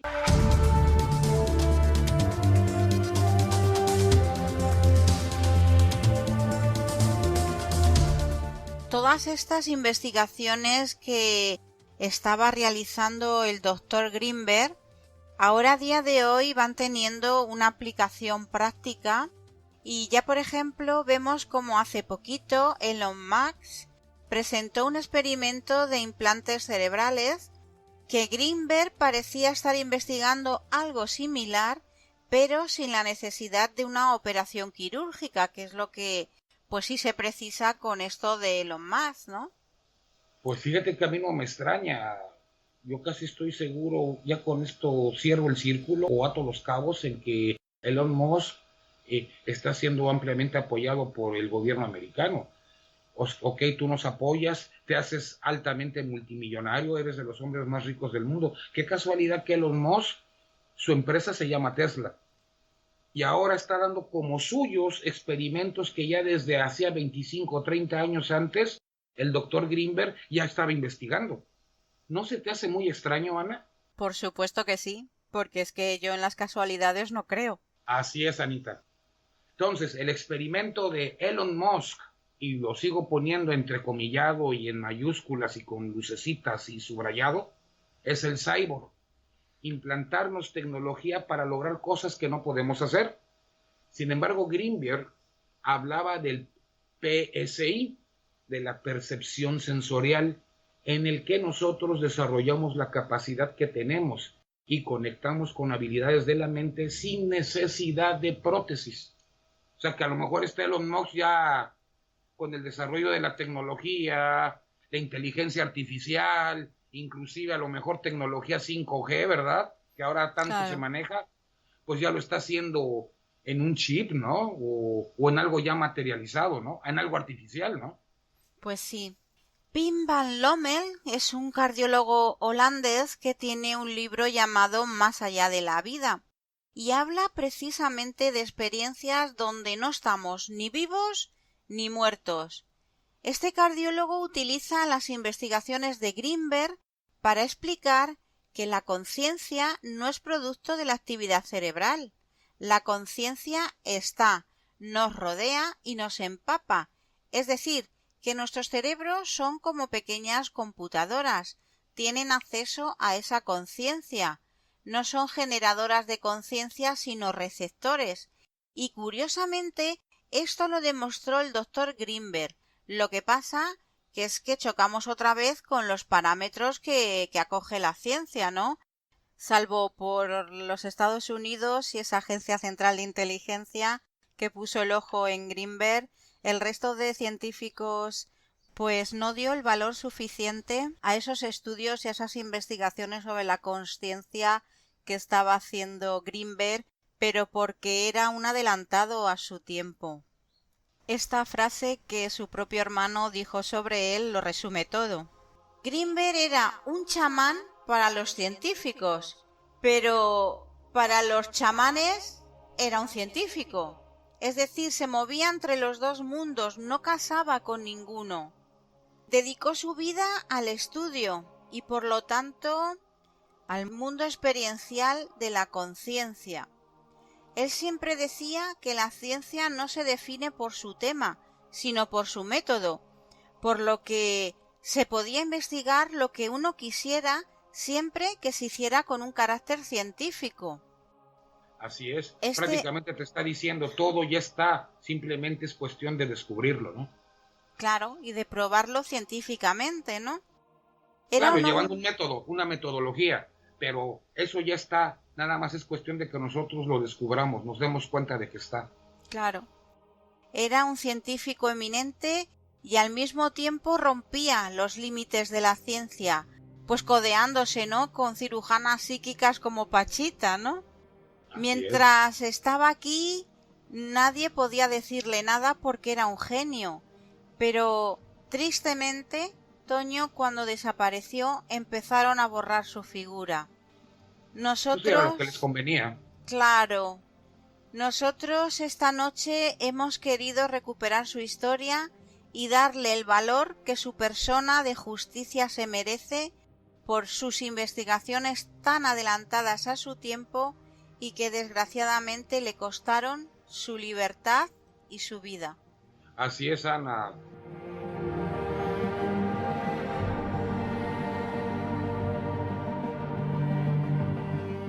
Es impresionante la vida de este hombre. A mí, como digo, era un tema que tenía pendiente porque desde que conocí su historia me atrapó su figura y no sé, creo que es una persona como muchas otras, ¿no?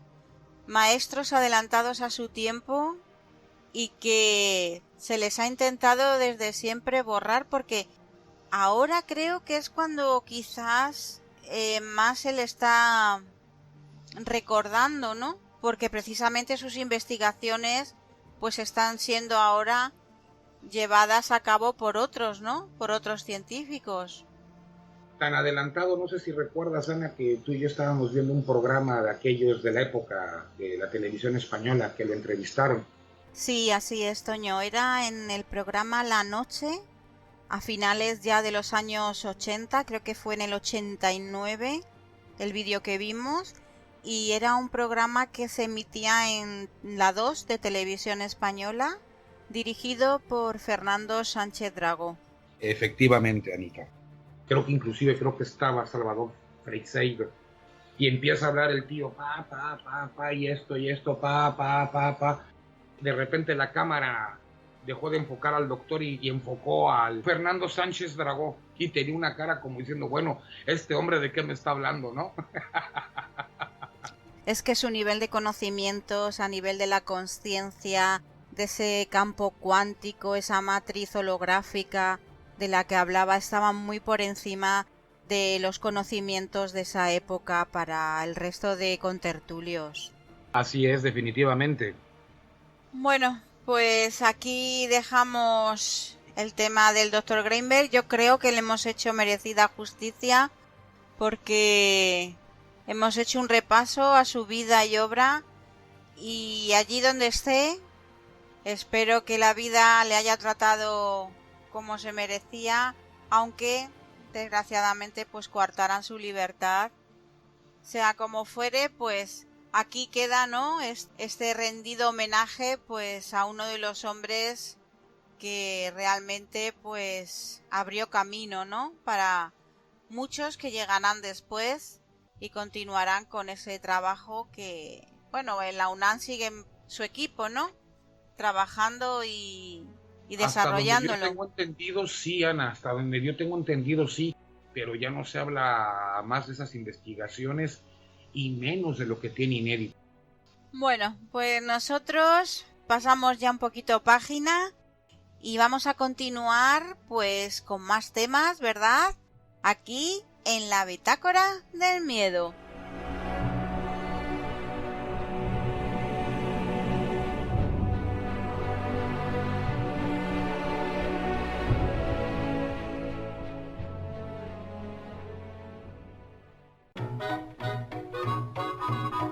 Al otro lado de la realidad, en la Bitácora del Miedo, desde Radio Bitácora.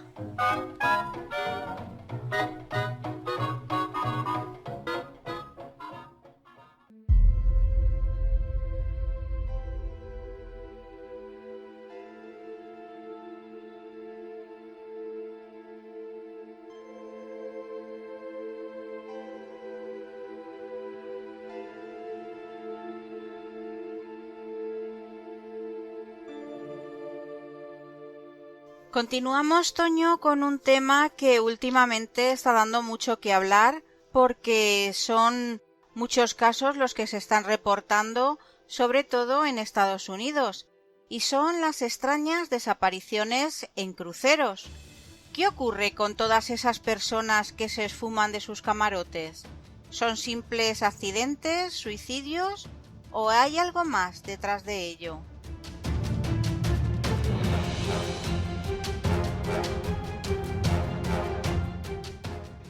Pues fíjate, Ana, que la International Cruise Victims Association, o sea, Asociación Internacional de Víctimas de Cruceros, que es una organización fundada por Kendall Carver, cifra en alrededor de 200 desapariciones que se han producido desde el año 2000, tan solo, como dices tú, en las líneas estadounidenses.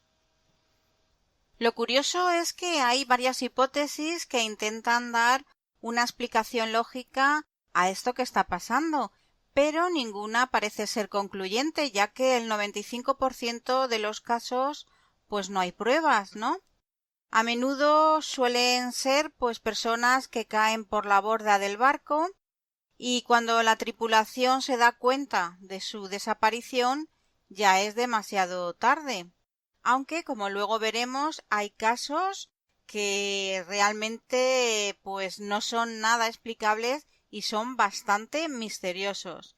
Pero bueno, primero vamos a dar unas pinceladas de esas hipótesis que se pueden barajar de forma lógica para luego ir contando alguno de esos casos puntuales en los que la explicación lógica no existe por ningún lado.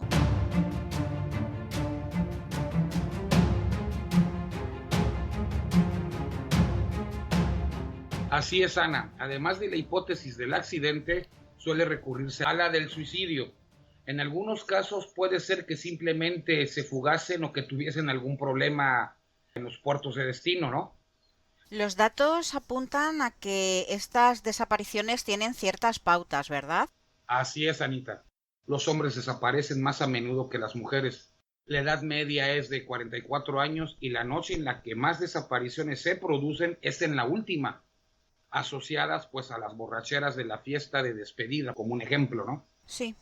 En lugares de Estados Unidos donde más caídas por la borda se producen son California y Florida, que déjame aclararte que son prácticamente los centros de cruceros de los Estados Unidos, ¿no? California, todo lo que es Pacífico, visitan Hawái, vienen a México, Puerto Vallarta, Acapulco, y Florida, pues todo lo que es Mar Caribe, ¿no? Por eso es que esos dos lugares son altamente turísticos de cruceros. Entonces, muchas de las personas que cayeron de la embarcación estaban haciendo lo que la página denomina estupideces, como hacer equilibrismos en la barandilla o intentar saltar del balcón de un camarote a otro. No todos pierden la vida, por supuesto, pero hay casos en los que el accidentado ha sido encontrado vivo hasta 18 horas más tarde. Mientras que estas son algunas de las teorías más escabrosas, hay otras hipótesis que se pueden barajar, pero que los propietarios de estos cruceros califican como falsos porque podría afectar su reputación y los pondría en riesgo de ir a prisión. Algunas de ellas son la presencia de mafia organizada dentro del barco, que cometen abusos sexuales y después asesinan a la persona lanzándola al mar. Otra que se baraja es la de una red de trata de personas. Raptan al turista, lo esconden en alguna parte del barco y cuando éste atraca, lo sacan a escondidas y lo venden para explotarlo en otro país. También se baraja los ladrones que, como la mayoría de los cruceros tienen casinos, se dedican a ver a quién ha ganado altas sumas de dinero. Después lo siguen hasta su camarote, le roban el dinero y lo lanzan al mar. También se habla de asesinos que, aprovechando la vulnerabilidad de la seguridad del crucero, acuden a estos para saciar sus ansias de asesinar y deshacerse de los cuerpos, pues lanzándolos al mar, pues para la eliminación de pruebas, ¿no? Claro. O criminales que huyen de la justicia de su país, que ahorita últimamente en México se ha dado mucho de eso, y aprovechan la situación para fingir su muerte y así se les deje de perseguir, que también no ha sido la única vez que en México también ha pasado eso, ¿no? Desde el punto de vista de corrupción, ¿no? Estas hipótesis pues cobran cada vez más fuerza, sobre todo porque la mayoría de personas desaparecidas lo han hecho en el último día de vacaciones, como que es modus operandi, ¿no? O mucha casualidad, no lo creo, yo creo que es un modus operandi. Claro. Hay desapariciones que han figurado en la historia de los cruceros como las más desconcertantes dadas sus extrañas circunstancias, y esas son en las que hoy queremos nosotros centrarnos para ir desgranando una a una el misterio que llevan consigo. Estas son algunas de ellas. Así es, Ana, pues hay muchas, pero pues hizo un compendio muy resumido, pues de las más sonadas, ¿no? Por ejemplo, está el caso de Emmeline Bradley. Esta chica desapareció cuando tenía unos 23 años en el crucero Rhapsody of the Seas en marzo de 1998. El crucero seguía la ruta hacia Curazao, o sea que seguramente salió de la Florida. Amy iba a bordo con su familia y su padre la vio a las 5 de la mañana dormir en el balcón del camarote. Sin embargo, a las 6 de la mañana, cuando fue a buscarla, ya no estaba. Como esta joven no apareció nunca más, ¿qué hipótesis se barajó sobre lo que pudo ocurrirle? Posiblemente Amy fue secuestrada para la trata de blancas, pues hay un hombre que asegura haberla visto en un burdel de Curazao y que incluso ésta le pidió ayuda. Está el caso de Rebecca Coriam, que pertenecía a la tripulación del crucero Disney Wonder y desapareció el 22 de marzo del año 2011. El último registro de las cámaras de seguridad la muestran hablando por teléfono a las 5:45 y aparentemente manteniendo una discusión con su interlocutor. Esto contradice la versión oficial que afirmaba que una compañera de trabajo la había visto lanzarse por la borda a las 3 de la madrugada. Y además, una mujer afirmó haber visto a Rebeca en Venecia, pero nunca se pudo comprobar. Por ello, la explicación oficial cuenta que fue arrastrada al mar por una ola estando encubierta. Es decir, que no tienen ni idea de lo que ha pasado con Yo creo que no saben ni lo que sucedió, simplemente. Exacto. Pero el barco iba en movimiento, no había hecho ninguna parada y la muchacha no está. Luego, ¿dónde está? Pues se esfumó, ¿no? Esa es la pregunta. Pues sí. Bueno, está el caso de Angelo Faliva. Este hombre de 31 años era el chef en el crucero Coral Princess y la última vez fue visto en la noche del 25 de noviembre del 2009, obviamente en la cocina del barco. En el momento del último avistamiento del señor Faliva, el crucero seguía la ruta entre Aruba y Colombia. Seguramente ha de ser Cartagena. Pero lo más extraño del caso es que cuando se revisó el crucero, se dieron cuenta de que también faltaba un bote salvavidas y que las bengalas habían sido arrancadas de su lugar y dejadas en el crucero. La hipótesis de este caso apunta que hubo un accidente laboral que el crucero encubrió o que hubo un homicidio por parte de otro miembro de la tripulación. Y a lo mejor el señor Faliba era el que operaba, ahora sí que como decimos aquí, nadando de a muertito en un bote salvavidas, ¿no? ¿Quién sabe? No sé, pero se hubiera encontrado y no se encontró nada. Porque Así si un es, bote va a la deriva, finalmente le encuentran. Sin embargo, no se encontró ni bote, ni muerto, ni nada. así Un es. caso muy extraño también, la verdad.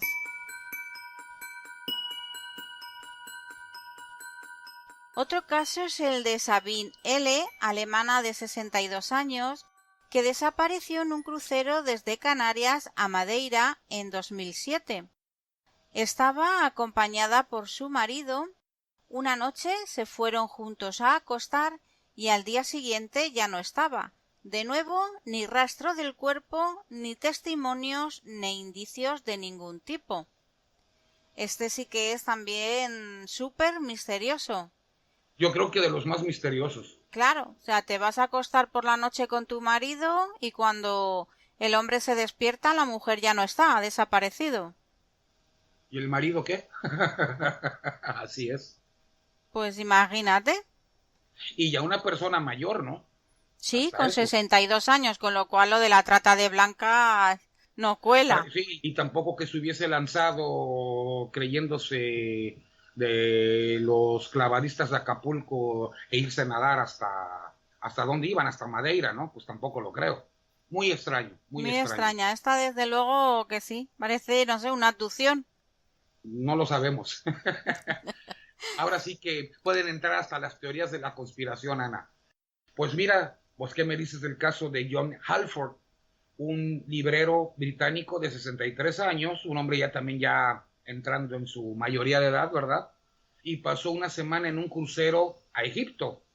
La esposa de este recibió incluso varios mensajes de texto del esposo, diciéndole que le esperara a su regreso en el puerto. Nada más se supo.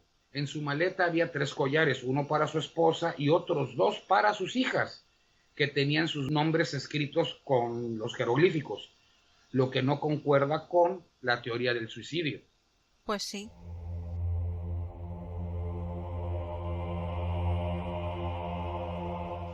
Solamente en el año 2000 se contabilizaron más de 500 desapariciones.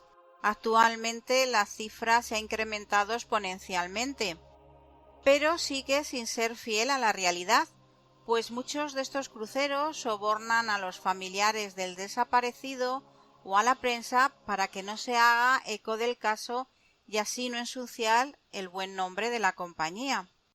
Además, hay escasos registros oficiales, ya que los cruceros transitan por diferentes rutas internacionales y es muy complejo determinar a cuál legislación le compete llevar el caso.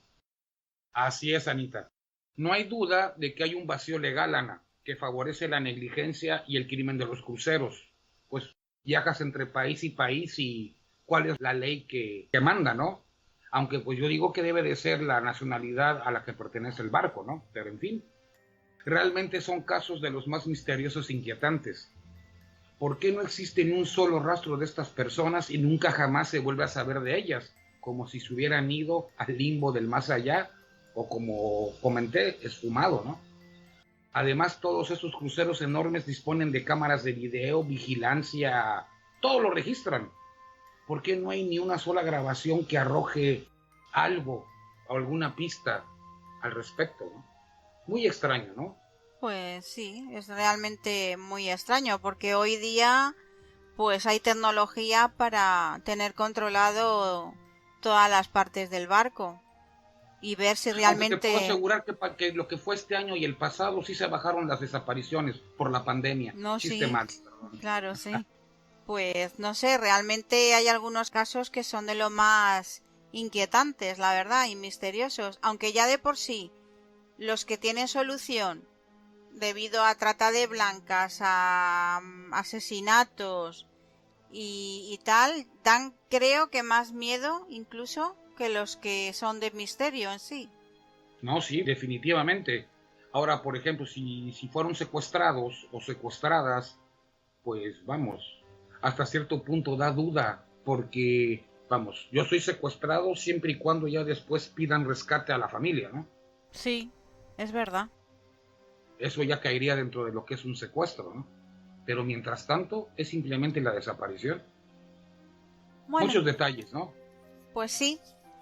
Pues desde luego es un tema que hay que estar pendiente porque realmente es inquietante, ¿no? Estas desapariciones, que te vayas a hacer un crucero con la familia o con tu pareja, pues para pasar unas vacaciones y realmente desaparecer, pues Y aquí ya entramos al tema de las teorías de conspiración, ¿no? Se pueden dar muchas cosas, ¿no? Como dices tú, abducciones, inclusive ahorita no lo hemos mencionado mucho, los cambios dimensionales, ¿no? También se puede dar, ¿no? Que sea precisamente en el barco, no tanto de que sea en el barco, pero sí a lo mejor en esa zona del mar, ¿no? No quién lo sé. sabe. Desde luego un tema misterioso donde los haya. Claro que sí.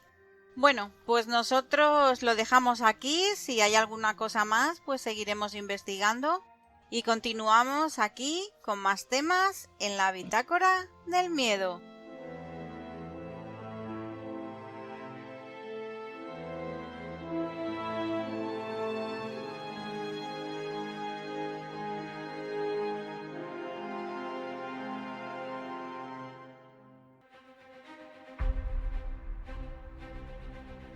Al otro lado de la realidad, en la Bitácora del Miedo, desde Radio Bitácora.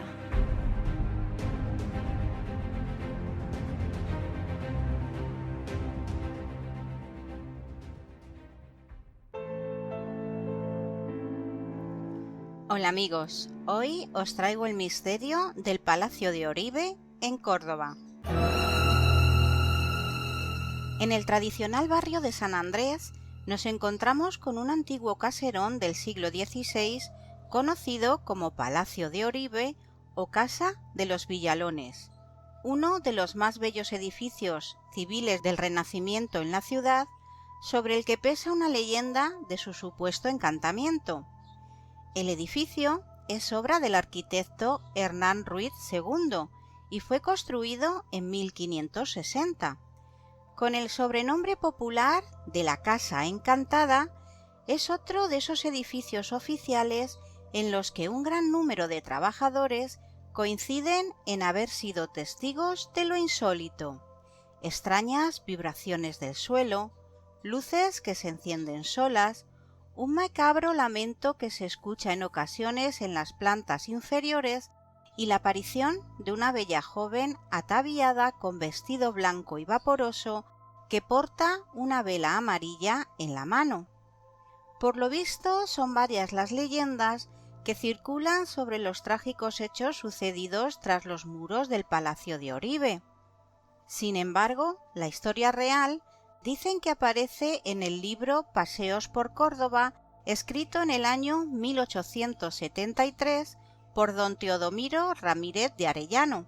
La historia dice así: don Carlos Ucel y Guimbarda había perdido a su bella y adorada esposa cuando más feliz se juzgaba con tan buena compañera. El cielo quiso, para consolar la amargura que aquella pérdida le causara, dejarle una hija, blanca y hermosa como su nombre, y tímida y sencilla como el espíritu de un ángel. Jamás salía de casa, sino acompañada de una dueña en sus primeros años, y después de su padre, que en ella cifraba toda su ventura y sus esperanzas. Contaba unos 17 años cuando en la feria de la Fuensanta la llevó a beber aquellas puras y apetecidas aguas y orar por su madre ante la venerada imagen Amor de todos los cordobeses. En la esquina del convento de San Rafael, conocido generalmente por Madre de Dios, se les interpuso una harapienta gitana de horrible aspecto y penetrante mirada, pretendiendo decir a Blanca la aventura que le esperaba. La tímida joven demostró al punto su repugnancia, y don Carlos, que temió un ligero disgusto en su hija, ordenó a la gitana se apartase, dejando de incomodarla por más tiempo. Ella insistió, y al fin fue preciso retirarla, dejándola a un lado del camino, profiriendo 1000 palabras, entre las que se percibieron claramente: ellos pagarán su orgullo con raudales de llanto que la desgracia les hará verter. Nadie hizo caso de las palabras de la gitana, que consideraron desahogo de su mala educación, volviéndose tranquilamente a su casa como si nada hubiesen oído. 2 o 3 años habrían transcurrido cuando, a altas horas de la noche, oyeron llamar a la puerta. Se asomaron y eran unos hebreos que iban a quejarse al corregidor de que no les querían dar posada en ninguna de las de Córdoba, y pedían o una orden para ello o que se les dejase pasar allí hasta el día siguiente, aun cuando fueran el portal de su casa. Consintió Guimbarda en que se quedaran en el portal, y la dueña, que había recibido el recado, le contó a doña Blanca lo extraño de las figuras de los nuevos huéspedes, hasta el punto que la curiosidad les hizo ir a examinarlos por el agujero de la llave del portón. Mas cuál sería su sorpresa al ver que leían en un libro a la luz de una vela amarilla y que pasaban muy deprisa las cuentas de una especie de rosario que uno de ellos llevaba pendiente de la cintura. Al poco tiempo sonó un ruido extraño y la tierra se separó, dejando una abertura que daba paso a una hermosa escalera de mármol. Por ella bajó uno, volviendo al poco tiempo acompañado de un joven que apenas llegaba a los 15 años, de hermoso y gallardo aspecto, y un cofre al parecer lleno de alhajas de gran valor.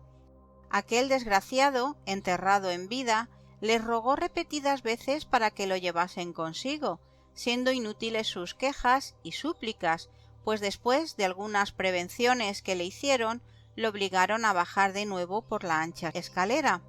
Apagaron la vela y con la luz desapareció también el hoyo formado en el portal, como si nada hubiese sucedido. Llegó la mañana siguiente y los hebreos se despidieron del corregidor, dándole muchas gracias por la generosidad con que los había hospedado, mas cuánta desgracia se trajo con ella.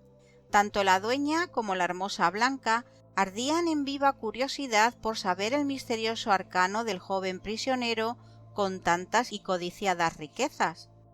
Examinaron el portal y nada advertían en su pavimento, hasta que la dueña vio esparcida por él muchas gotas de cera desprendidas de la vela encendida por los hebreos. Las juntó cuidadosamente e hizo una pequeña vela con la que creían que se abriría la tierra. Esperaron la noche y cuando todos estaban recogidos, bajaron al portal y encendieron la luz, logrando por este medio que apareciese de nuevo la escalera por la cual bajó Blanca, recorriendo algunas galerías sin hallar el menor rastro. Cuando vio la dueña que el pábilo se acababa, echaron a correr, pero al salir se le cerró, quedando dentro la desgraciada Blanca que venía tras ella. La pobre vieja empezó a gritar. A sus voces acudió el corregidor y todos los criados, quienes se confundían más con sus revelaciones. Luego llamaron a Blanca, que respondía con acento de dolor desde el centro de la tierra. El corregidor hizo 1000 excavaciones, pero todas inútiles, llorando en su desesperación la pérdida de tan querida hija. Varios años pasaron. Don Carlos Uccelli Guimbarda murió solo y desesperado.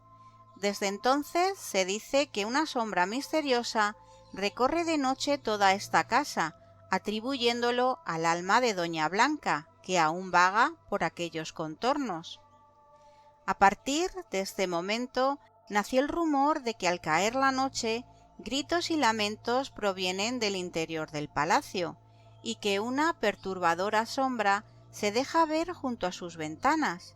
Incluso Ramírez de Arellano deja escrito en el siglo XIX, en sus paseos por Córdoba, que una sombra misteriosa recorre de noche toda esta casa, en la que muchos aseguran haberse asombrado, atribuyéndolo al alma de doña Blanca, que aún vaga por aquellos contornos.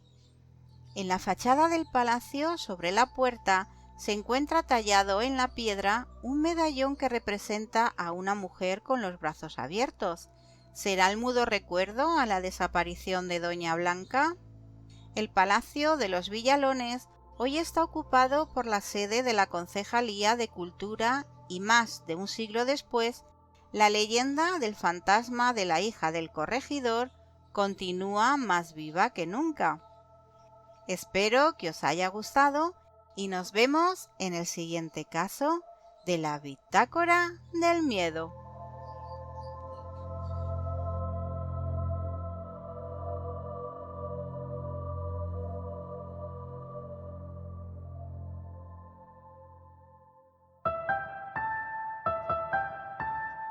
Bueno, pues hasta aquí todos los temas que hemos traído esta noche para todos nuestros amigos oyentes de la Bitácora del Miedo.